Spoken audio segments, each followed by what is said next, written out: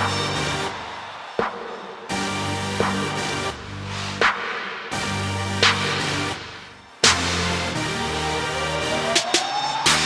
North American Caribbean training method was started earlier this year in 2020. And the purpose of the program is to give Caribbean coaches in the United States and Canada an opportunity to come together, train, and work with players. We are going to spread this throughout the United States. This has been a dream of coaches of Caribbean descent in America for a very, very long time. And we have now to work and to get these kids to a different level.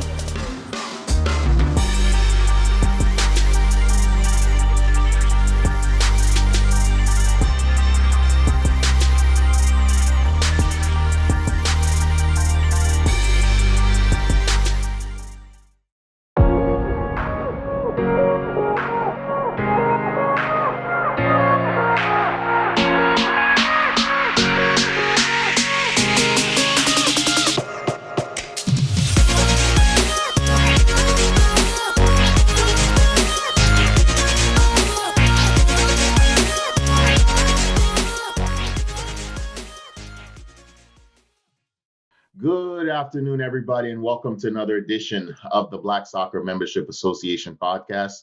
I am your host, Justin Reed, and we've got a special guest today, Kennya Yaya Cordner. She is from Tobago, and she currently plays in the Norwegian Superligan Club League for Sandviken. Hope I didn't butcher the name too much there. But she was also the player of the year in the league. So we've got a great discussion today. I have to correct you there. I was nominated for the player of the league, but I was the top scorer in the league in 2019. Okay. So I apologize for that. So the top scorer in the league in 2019. But let me give you guys a little bit more information on her. So she's been a member of the Trinidad and Tobago women's national team. Cordner grew up in Speyside, Tobago, where she attended Signal Hill Secondary Comprehensive. It was at Signal Hill where she was introduced to the game of football. Previously, she played for the Seattle Sounders women in the W League, the Brisbane Roar FC of Australia's W League, as well as the Northampton Laurels FC and Seattle Reign FC in the National Women's Soccer League. So she has an extensive record here and just a fantastic player. So we're looking forward to having this great discussion. So Kennya, I want to welcome you and I want to thank you for coming on to the show. And it's great to be here, and you can ask me whatever question, I'm ready to answer it. You ready to go? All right. Well, just as a reminder to our viewers, if you guys can press the subscribe button here on YouTube, you can press the like button, the share button. As you know, this is a platform for Black soccer coaches, players, administrators, and referees to share ideas and continue the conversation and to get to know as much as we can about each other. So I want to thank our audience for joining. And Kennya, if you don't mind giving us a little bit more information as far as where are you currently based? I'm currently based in Bergen, Norway, playing for IL Sandviken. Been here for almost 4 years now. So that's where I'm at right now. Bergen, Norway. So explain to us how you found your way from Tobago all the way to Norway, right? You left a beautiful island of beautiful weather to Europe. I mean, I've always wanted to play in Europe, but I never in my wildest dreams think that it would happen in the year 2018. I mean, it started off for me with secondary school football, then to the national team, then going off to play in the WPSL, then the W League, then the National League, in the national team.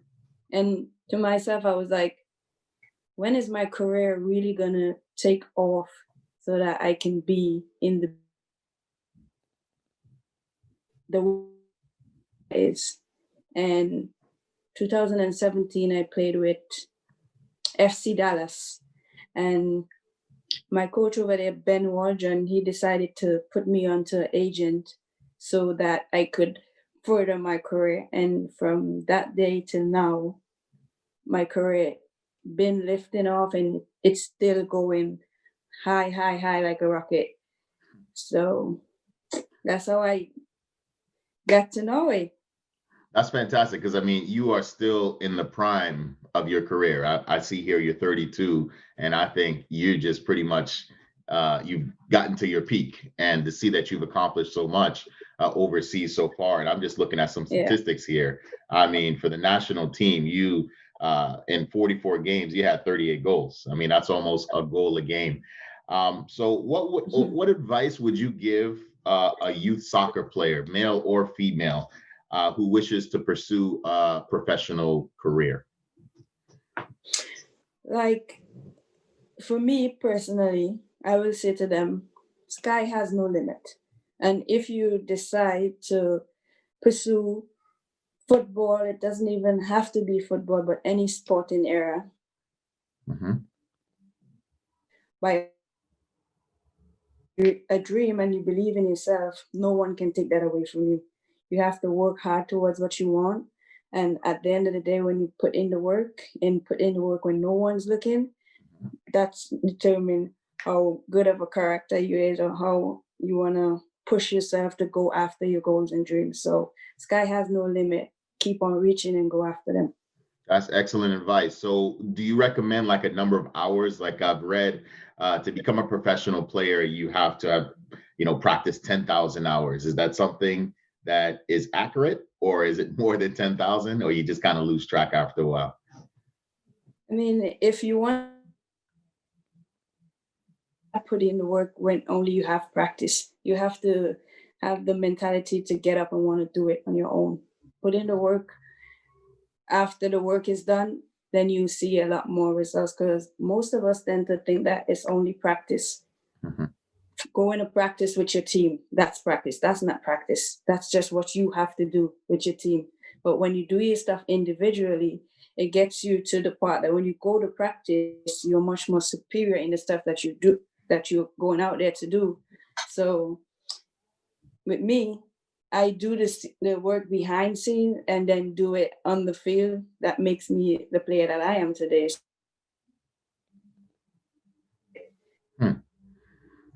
Onto the field with the team and doing it, then you see the difference. Right. Now, do you still, even though you are a professional, do you still spend a lot of time after practices, training, and working on set pieces and your finishing?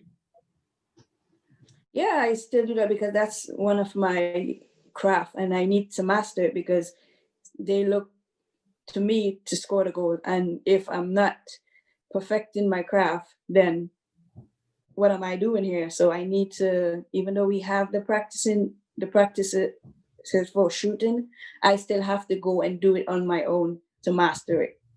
Right. That's important, because you got to stay sharp. Yep. What was like the toughest challenge in terms of like a defender? What was like the toughest defender you've ever played against?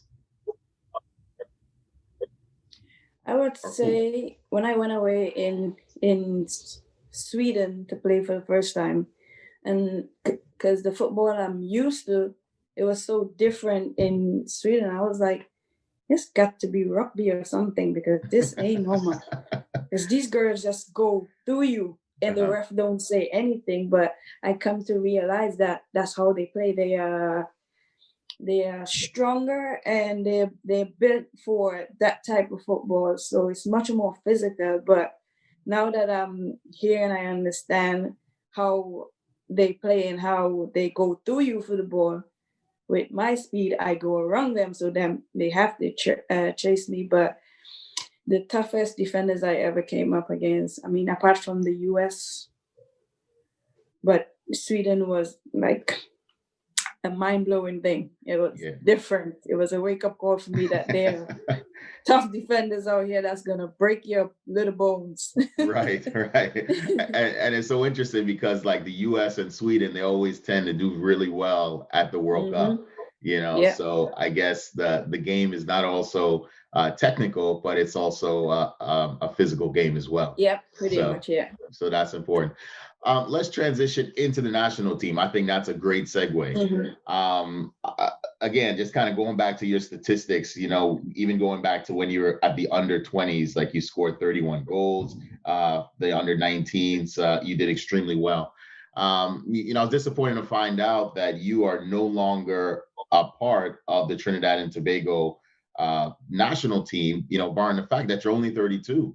And you're accomplishing so much overseas, which is just crazy. I mean, today you would be the best player on the national team. Can you tell us a little bit about your experience playing on the national team and kind of like what happened after 2018? Well, my experience on the national team is one that I will never forget. Like I got called up when I was 15, which was really amazing. Like this little Black girl from Tobago, what she's coming here for? What can she do? But when they see what I can do from what I can't do, then they are like, wow, this girl can go places. And from the age of 15 till I was 29 or 28, I was on the national team. In 2017, I just couldn't take it anymore. I've been there for 10 plus years. Appreciate for them, and in order for me to be appreciated, I need to walk away from the national team. And it became this big thing.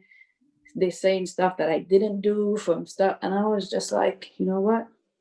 The truth will eventually come out. I don't need to fight fire with fire. Whatever they trying to do to my name, to tarnish my name, let them be. Let they have that. At the end of the day, I know who I am. I know what player that I am, and I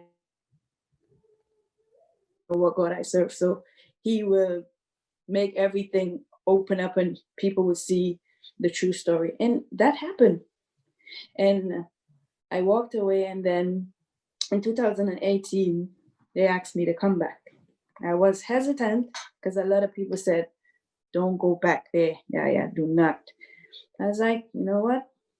It's my country. I love Trinidad and Tobago. I'll give them another chance.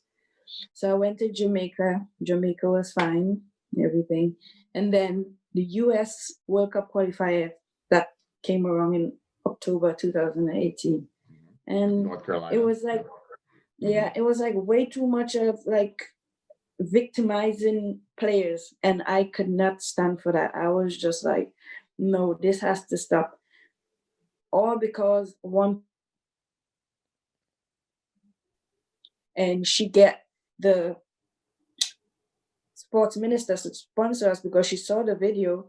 You guys are victimizing her and putting other players that doesn't deserve to be on the field in front of her. And I say to her, I was like, if it's one day that I'm going to stand up for something, it's today. And I'm not going to put on Trinidad and Tobago clothes to go play against the US. And I did it. I did just that. And the whatever they didn't see, what I did not want to hear. And I just sat there and I was just like, whatever you guys said, it's not going to affect me. It's not going to affect me at the end of the day. I chose not to play, and I had my reasons. But you guys didn't want to know that. You have a coach that is so egotistic, thinks he runs everything and doesn't want to listen to the player side. And I'm like, I'm not done for that. If you can't communicate like player and coaches, then I don't want to communicate at all. So, right. And they sent me, well, they didn't send me anything. They just talk in the papers about sanctioning me and all of that. And nothing ever came out of the situation. And it's been 2+ years. And now they're asking me if things change, if I would come back and play with the national team. Wow. I love my country and I will represent them. But if things doesn't change, I am not going to leave my happiness I'm playing where people appreciate me and appreciate what I do for them. I'm not going to leave it to go back and be mistreated again. I did it for over a decade plus it, and I'm not trying to do it again. That's very interesting because I did like a little op-ed, like a little piece about the Caribbean as a whole, and the JFF and TTFA, they were kind of like at the forefront. And this is one of the things that I mentioned, I guess the lack of professionalism is the number one thing. That's the number one thing. The lack of accountability, the biggest thing. The biggest thing, right? And then also the appreciation of a talent. I mean, look at what you've done overseas in Europe. I mean, Europe is where players aspire to go to, not just on the men's side, but even on the women's side. And you've played in the US. I mean, you've got more experience than a lot of the players for the TTFA women's team. So, I mean, what do you think needs to change, aside from the professionalism? I mean, what other ways can the whole federation change in order to help to make sure that this doesn't happen again? Like, you are just way too much of a talent for the TTFA to just waste away. I think they just need to open up their eyes and see that, okay, we have a lot of talented females in Trinidad and Tobago. And if we don't appreciate them, if we don't pump anything into the program, these girls are going to be the one that's going to lose out because they're going to just be talented and have nowhere to go. And with the national team, it's a source for them to go out in the world and for other coaches from different parts of the world to see them. And then those coaches going to decide whether or not they want to bring them into to another environment so they could get a taste of what football is around the world. But if the Football Federation don't do anything, then these girls are going to lose out a lot. And that's the part that affects me the most because I've been there. I've been with the team so long. And the youths are the ones that's suffering now. So if TTFA don't get their act together and make it better for the youths, then no one will want to go play football for Trinidad and Tobago anymore. Right. Because from then to now, that everything that's been happening, if things doesn't change, then the football is not going to rise anymore. It's going to go down. Like after we played in the 2014 World Cup qualifiers, our football was on a high for female. And after that, they just disappear from us. And I'm just like, if you had continued to pump stuff in the football, the women's football, we could have achieved something by now. Jamaica did it. All because they had the backings. They had people that believed in them, but we didn't. All we had in 2014 was ourselves, our coaches. The federation was nowhere to be found. And we did it because we loved our country and we wanted to go achieve something. But unfortunately, it didn't happen. But if they had said, you know what, these girls fought and they could have gone on to do better things, keep the thing flowing, but you backed away and everything just went downhill. So. I mean, and that's interesting because that's kind of reminiscent of what happened in 2006 for the men's. The men's team ended up qualifying, of course, to Germany. And then next thing you know, the players didn't get paid. And it has just been a nightmare. Like the goal should be like, how do you go from one World Cup to the next and continue to qualify? And I remember 2014 when you all, I believe it was either Colombia or Ecuador. You guys played for the play-in game. We played Ecuador. It was Ecuador. Okay, right. And I think you guys played them twice, and you guys were so close to qualifying to the World Cup and being the first women's team from the Caribbean. So it is extremely disappointing to see that you guys were this close, and then now to kind of see where the TTFA is now with what they went through in 2020 with the normalization committee. And they didn't have like a women's coach for like the last year and a half. Only now they're looking for one. And you would think that their approach would be, hey, let me reach out to some of the better players like Kennya, right? And let's ask her and see, hey, who do you recommend as a coach? You're out there, right? So although you may not be in the scene right now with the TTFA, their option is, oh, let's just put this up on the website and let's hope people apply. So, I mean, it is just insane to see that a national team is doing this. I mean, if you look at the women's team, when Jill Ellis transitioned and, she retired, what did the U.S. Soccer do? They went to the players and they said, hey, who do you all want to bring in? And then they all stepped up and say Vlatko is going to be the best option. And then he's continued their success. So that's that. It's just mind-boggling. Go ahead. TTFA literally wants to choose someone that they can control. Yeah. And that's just destroying everything. A coach supposed to do what the coach supposed to do. TTFA just need to do their work behind the scene, get money for the programs and do the business part of everything. Let the coaches do what they have to do. Stop trying to be coaches. That's not your role. Let the coaches do what they gotta do. You hire them for a reason. Give them that leeway. Let they do what they have to do. But they want to be in everything, and it's not right. It's not right, and it never works. It never works that way. I mean, it's like the CEO for U.S. Soccer trying to be the head coach, or the president of U.S. Soccer trying to be your role is the CEO and president, and the head coach is the head coach, and he's got his staff. Now, do you have any aspirations, I guess, upon retirement? Like, I don't know if you're even considering that, anytime soon. I know you've probably got a good, maybe 5 to even 10 years left. Would you like to go back to Tobago and maybe start programs, or? That's one of my dream is, because I really like to go around and speak to youths to let them know at the end of the day, you don't have to be well educated to follow your dreams. Common sense is better than book sense at any given day. But if you get a chance to get an education, go after it by all means. But I want to be a motivational speaker for the youth academy, share my knowledge and allow them to understand that if they want to go after it, I did it. I was just as small as you. I had a dream just like you and came out from the same place as you, and I did it. So nobody can tell you that you cannot.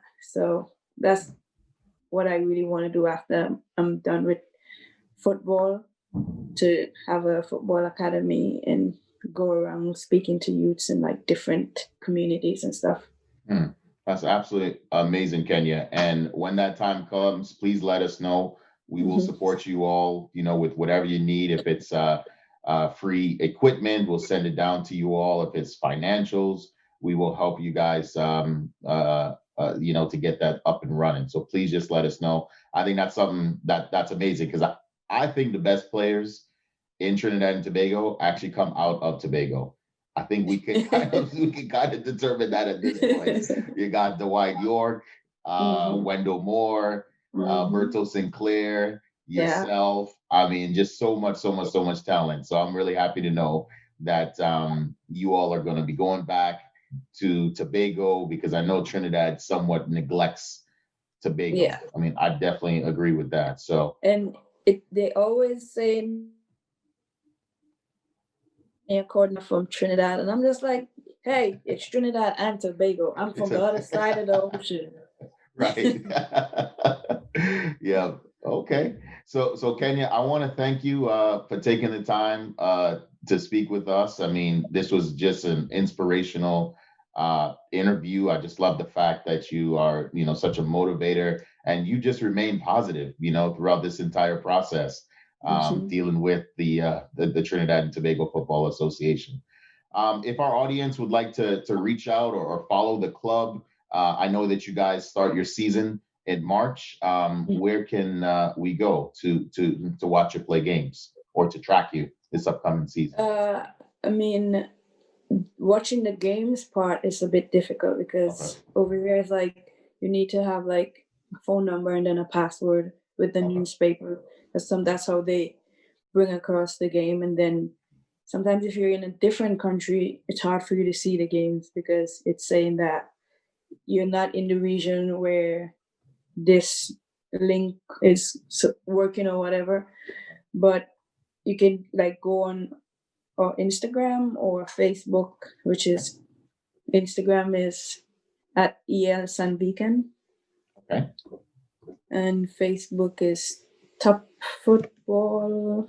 Let me see if I can find it here.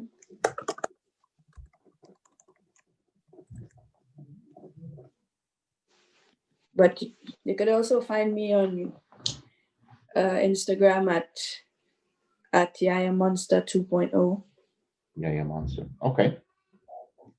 Okay. And I'll make sure to put all of this in the caption as well. Yeah. So yeah.